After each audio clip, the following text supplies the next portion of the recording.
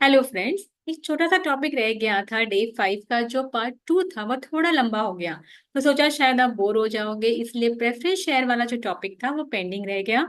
आज हम इस सेशन में इसे फिनिश करेंगे और इसी सेशन में हम एक्स डेट, रिकॉर्ड डेट और कम डेट के बारे में भी डिस्कस करेंगे। प्रेफरेंस शेयर जो एक हाइब्रिड फॉर्म ऑफ फाइनेंसिंग है, तो इक्विटी और डेट दोनों के फीचर्स ऑफर करता है। ये इन्वेस्टर्स को फिक्स डिविडेंड पे आउट देता है डेट की तरह, लेकिन कंपनी की बैलेंस शीट में जो है ये ओनर्स कैपिटल के रूप में रिफ्लेक्ट होता है।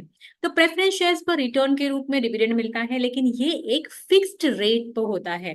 फॉर एग्जांपल 10% प्रेफरेंस शेयर्स का मतलब है कि इन्वेस्टर्स को उनकी इन्वेस्टमेंट पर 10% डिविडेंड मिलेगा। इंडिया में प्रेफरेंस शेयर्स जो है वो कंपनीज एक्ट 2013 के तहत गवर्न किए जाते हैं और सेबी द्वारा भी इसे रेगुलेट किया जाता है, खासकर जब कंपनी लिस्टेड एंटिटी हो। अब इसके की फीचर्स भी देख लेते हैं। पहला तो है कि डिविडेंड प्रायोरिटी है। यहाँ पे प्रेफरेंस शेयर होल्डर्स को डिविडेंड हमेशा इक्विटी शेयर होल्डर्स के पहले मिलता है। इक्विटी शेयर होल्डर्स को डिविडेंड देने का जो फैसला है वो बोर्ड ऑफ डायरेक्टर्स का होता है, लेकिन प्रेफरेंस शेयर होल्डर्स को उनका फिक्स रेट ऑफ डिविडेंड मिल ही जाता है। सेकंड फीचर यहाँ पे ये है कि लिक्विडेशन के टाइम पे प्रेफरेंस शेयर होल्डर्स को प्रायोरिटी बेसिस पे पैसे मिलते हैं। मतलब अगर कंपनी लिक्विडेट हो जा रही है तो यहाँ पे सारे एसेट्स जो है वो बेच दिए जाएंगे, यानी इन कैश किए जाएंगे। उसमें से जो सारी लाइबिलिटीज है, दैट मीन्स ऑपरेशन लाइबिलिटी है, वो पे की जाएगी। उसके बाद फाइनेंशियल लाइबिलिटी है, जैसे कि बैंक लोन्स है या डिबेंचर होल्डर्स का जो पैसा है वो सेटल किया जाएगा।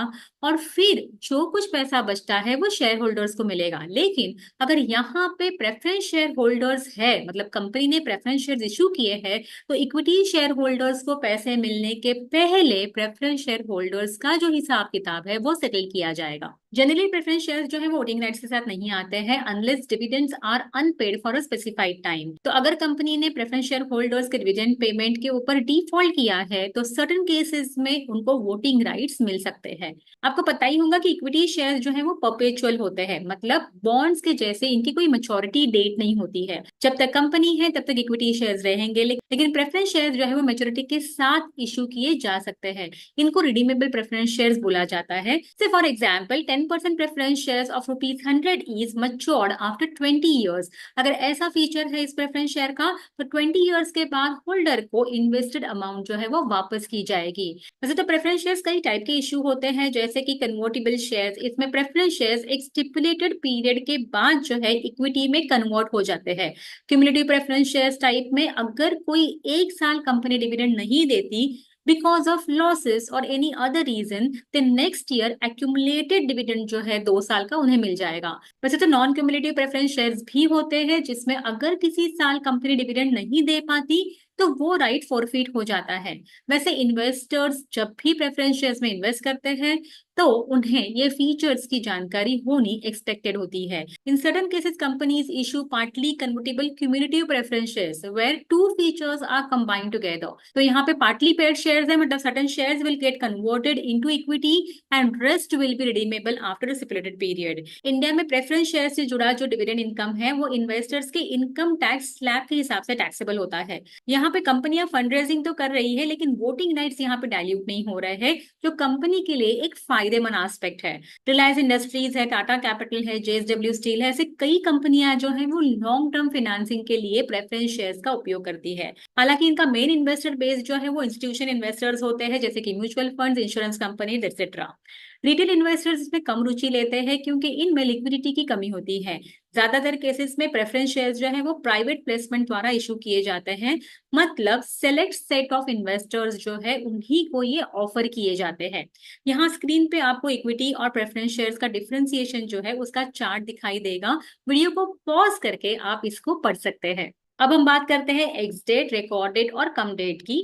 कोई भी कॉर्पोरेट एक्शन जैसे कि डिविडेंड हो या बोनस, स्प्लिट, राइट इशू या बाईबैक, इन सब में अगर आपको पार्टिसिपेट करना है तो आपके डीमैट अकाउंट में वो शेयर्स रिफ्लेक्ट होने जरूरी है।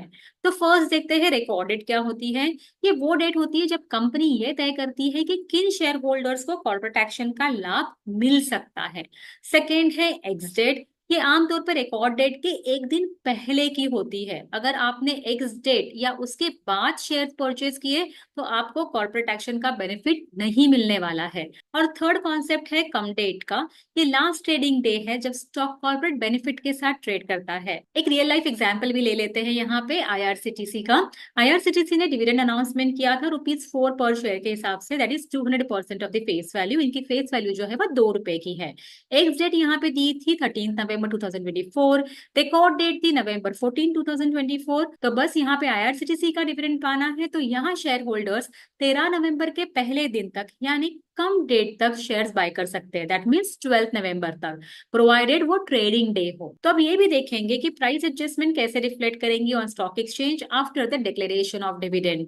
एक्स डेट पे स्टॉक प्राइस टिपिकली एडजस्ट हो जाएगी downward to reflect the payout of the corporate benefit. मतलब अगर स्टॉक प्राइस कम डेट पर ₹200 है और डिविडेंड जो है वो डिक्लेयर किया है ₹10 का, तो स्टॉक में open at 190 on the ex date to adjust the dividend. Screen पे दिए टेबल को एक बार वीडियो स्टॉप करके जरूर देखिए ताकि ये कंफ्यूजिंग टर्म जो है वो आपको अच्छे से समझ में आ जाएगा।